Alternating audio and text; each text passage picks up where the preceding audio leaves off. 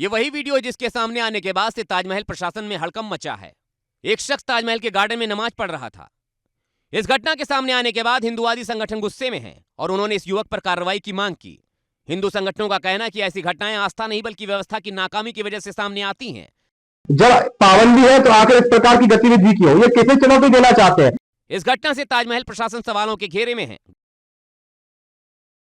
ये वही वीडियो है जिसके सामने आने के बाद से ताजमहल प्रशासन में हड़कंप मचा है।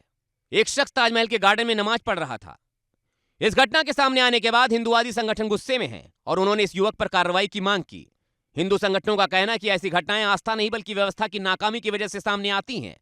जब पाबंदी है तो आखिर इस प्रकार की गतिविधि क्यों? ये किसे चुनौती देना चाहते हैं? इस घटना से ताजमहल प्रशासन सवालों के घेरे में है। ये वही वीडियो है जिसके सामने आने के बाद से ताजमहल प्रशासन में हड़कंप मचा है। एक शख्स ताजमहल के गार्डन में नमाज पढ़ रहा था। इस घटना के सामने आने के बाद हिंदुवादी संगठन गुस्से में हैं और उन्होंने इस युवक पर कार्रवाई की मांग की। हिंदू संगठनों का कहना है कि ऐसी घटनाएं आस्था नहीं बल्कि व्यवस्था की नाकामी की वजह से सामने आती हैं। जब पाबंदी है तो आखिर इस प्रकार की गतिविधि क्यों? ये किसे चुनौती देना चाहते हैं? इस घटना से ताजमहल प्रशासन सवालों के घेरे में है। ये वही वीडियो है जिसके सामने आने के बाद से ताजमहल प्रशासन में हड़कंप मचा है। एक शख्स ताजमहल के गार्डन में नमाज पढ़ रहा था।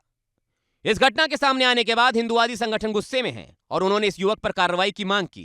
हिंदू संगठनों का कहना है कि ऐसी घटनाएं आस्था नहीं बल्कि व्यवस्था की नाकामी की वजह से सामने आती हैं।